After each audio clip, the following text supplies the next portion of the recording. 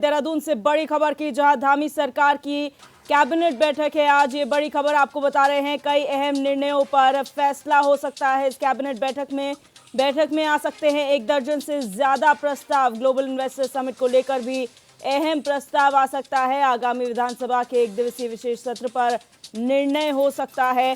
सत्र में यूसीसी पारित किए जाने को लेकर भी निर्णय आ सकता है और राज्य आंदोलनकारियों के क्षैतिज आरक्षण को भी पारित किया जाना है। बैठक में नजूल नीति को बढ़ाने पर भी निर्णय जो है वो लिया जा सकता है। इस कैबिनेट बैठक में कर्मचारियों की पुरानी पेंशन के लाभ और अन्य फैसलों पर मोहर लग सकती है। तो ये बड़ी खबर आपको बता रहे हैं देहरादून से, जहां पर आज धामी कैबिनेट की महत्वपूर्ण बैठक होनी है, जिसमें कई अहम और महत्वपूर्ण जो है प्रस्ताव लाए जा सकते हैं।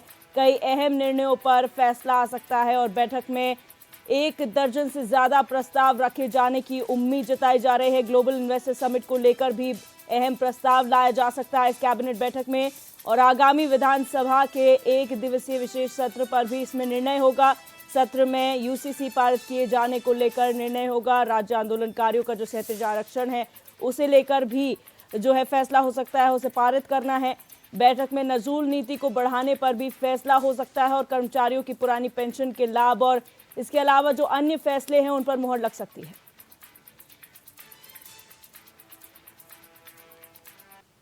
तो आज ये महत्वपूर्ण बैठक होनी है कैबिनेट की, जिसमें आज कई अहम प्रस्ताव, लगभग 1 दर्जन से ज्यादा प्रस्ताव लाए जाने की उम्मीद जताई जा रही है और हमारे ब्यूरो चीफ रोहित विक्रम सिंह हमारे साथ लाइव जुड़ चुके हैं। रोहित, आज जो महत्वपूर्ण कैबिनेट की बैठक होनी है, क्या कुछ उसे लेकर जानकारी आपके पास है और कौन से ऐसे प्रस्ताव है जो आज की कैबिनेट में लाए जा सकते हैं? जी देखिए दिव्या, आज की कैबिनेट की बैठक यानी कि मंत्रिमंडल की बैठक कई महीनों से अहम है, क्योंकि 8 और 9 दिसंबर को ग्लोबल इन्वेस्टर समिट होना है। ये प्रदेश के लिए एक बहुत बड़ा एक विस्तृत आयोजन होगा और चूंकि बहुत सारी घोषणाएं जो है, जब इन्वेस्टर्स के दौरान मुख्यमंत्री ने उनसे मुलाकात की थी, बहुत सारे वायदे किए थे, बहुत सारी घोषणाएं की थी। सबसे पहली बात, सिंगल विंडो सिस्टम के तहत इन्वेस्टर समिट में काम किया जाएगा, यानी कि इन्वेस्टर समिट में सीएम इस बात को दोबारा रखेंगे कि सिंगल विंडो सिस्टम के तहत जो औद्योगिक निवेश उत्तराखंड में आएगा, वहाँ पर उद्योगों के लिए सिंगल विंडो सिस्टम का लाभ उनको दिया जाएगा, यानी कि एनओसी और ज़रूरी जो दस्तावेज है, एकल खिड़की व्यवस्था होगी। सभी चीज़ें जो है एक ही खिड़की पर उपलब्ध होंगी। इस सिंगल विंडो सिस्टम को धरातल पर उतारने के लिए अधिकारियों को दिशा निर्देश दिए जाएंगे। इसके साथ ही इन्वेस्टर्स फ्रेंड्स की नियुक्ति की गई है। इन्वेस्टर फ्रेंड्स जो भी उद्योग उत्तराखंड में आएंगे, उनको ज़रूरी डॉक्यूमेंट्स और तमाम चीज़ें उपलब्ध कराकर राज्य सरकार की ओर से उनको देंगे, ताकि औद्योगिक जगत के लोगों को दिक्कत ना हो उत्तराखंड में उद्योग स्थापित करने के लिए। और तीसरी बात है, जो 6000 एकड़ का लैंड बैंक है, एक बार उस पर दोबारा रैकी की जाएगी, जो उद्योगों के लिए सेव करके रखा गया है। और चौथा जो महत्वपूर्ण निर्णय है, जो 30 पॉलिसियों को लिबरल किया गया है उद्योगों के लिए, उसको एक बार फिर से सरसरी निगाह से चेकअप करना है, कि ताकि एक बार फिर से ये सुनिश्चित हो जाए कि इसमें क्या कुछ और भी संशोधन करने की आवश्यकता है या नहीं।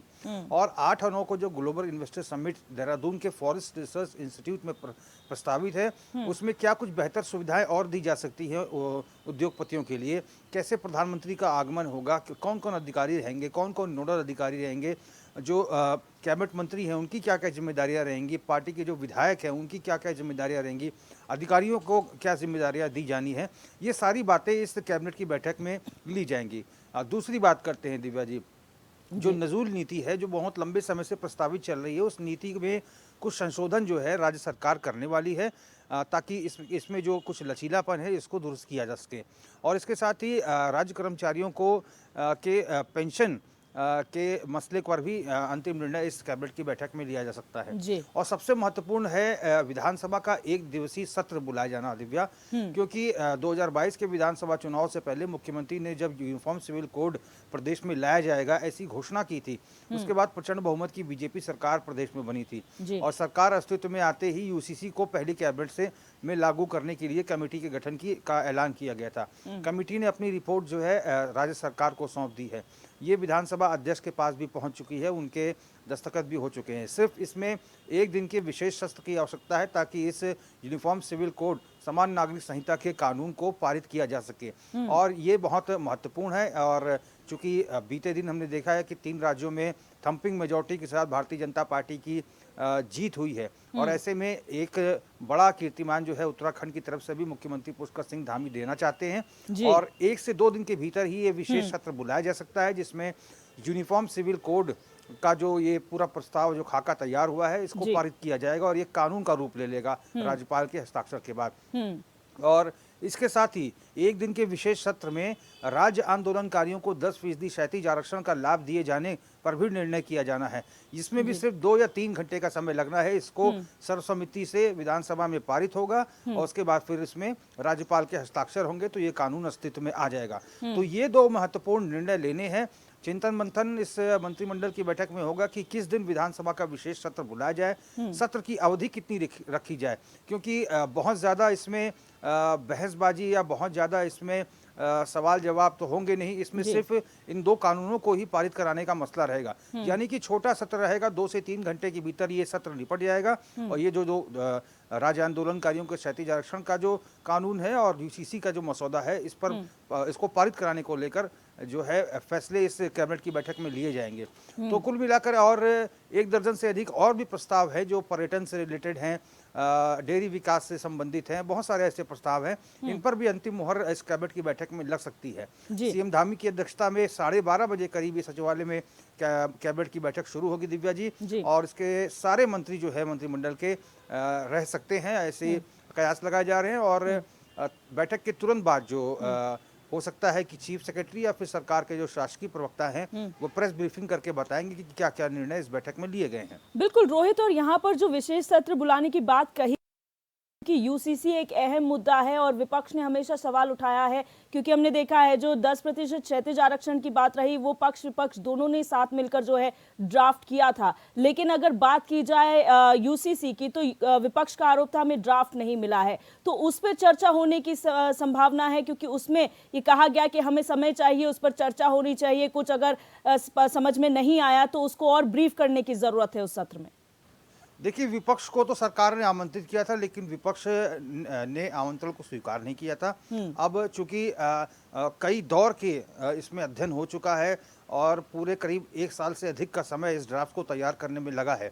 ये ड्राफ्ट जो है यूसीसी का, ये पूरे देश के लिए एक आधार बनेगा और जो पूरे देश में यूनिफॉर्म सिविल कोड का कानून लागू होगा वो कहीं ना कहीं उत्तराखंड की यूनिफॉर्म सिविल कोड के कानून से ही एक फॉर्मूला लेकर तैयार किया जाएगा।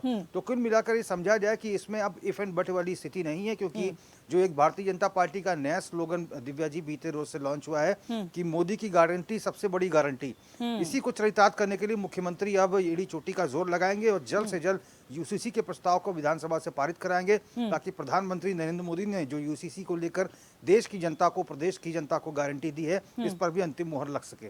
बिल्कुल रोहित, और आपने जिस तरीके से बताया है कि इन्वेस्टर समिट को लेकर यहाँ पर प्रस्ताव लाया जा सकता है, क्योंकि 8 और 9 दिसंबर को जो है ग्लोबल इन्वेस्टर समिट है, इसके मद्देनजर जो अन्य प्रस्ताव आने हैं क्या उसमें झलक देखने को मिल सकती है, क्योंकि काफी महत्वपूर्ण है ये मौका हमारे प्रदेश के लिए। तो इसी की एवज में और बहुत सारे ऐसे क्षेत्र हो सकते हैं जिसमें प्रस्ताव लाए जा सकते हैं।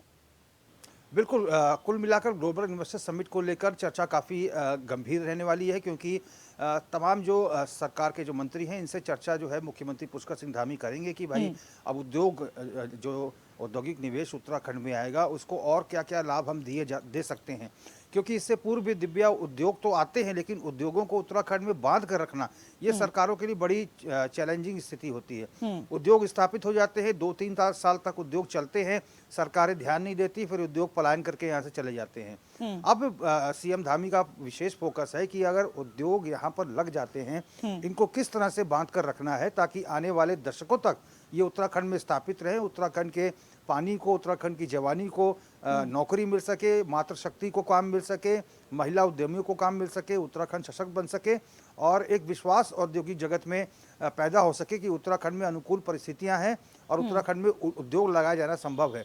और बहुत सारी परिस्थितियों में ऐसा भी देखा गया दिव्या जी कि मान लीजिए 2-4 उद्योग आते हैं, 4-5 साल तक वो अच्छा उद्योग करते हैं और उनको बेनिफिट होता है, तो उनको उनका देखा देखी अन्य उद्योग भी स्थापित होने लगते हैं। तो ये एक एग्जाम्पल जो है राज्य सरकार को प्रस्तुत करना है 4 साल का कार्यकाल अभी भारतीय जनता पार्टी का बचा हुआ है। मुख्यमंत्री सीएम पुष्कर सिंह धामी ही हैं और ऐसे में जो तमाम जो 2 लाख करोड़ के जो निवेश का जो करार हुआ है, अगर ये चरितार्थ हो जाता है, ये औद्योगिक जगत के जो लोग हैं ये अपने उद्योग यहाँ पर उत्तराखंड में लगाते हैं, तो निश्चित मानिए अगर सरकार इनको बांध कर भी रख पाती है तो एक अच्छा खासा एग्जाम्पल जो है पूरे देश में आएगा और भी भारी संख्या में औद्योगिक जगत के लोग उत्तराखंड का रुख करेंगे। तो सरकार पूरा और इसी मसले को लेकर आज मंत्रिमंडल की बैठक में तमाम चिंतन मंथन होगा कि कैसे हम उद्योगों को लाएं और कैसे उद्योगों को यहाँ पर जमा के रखें।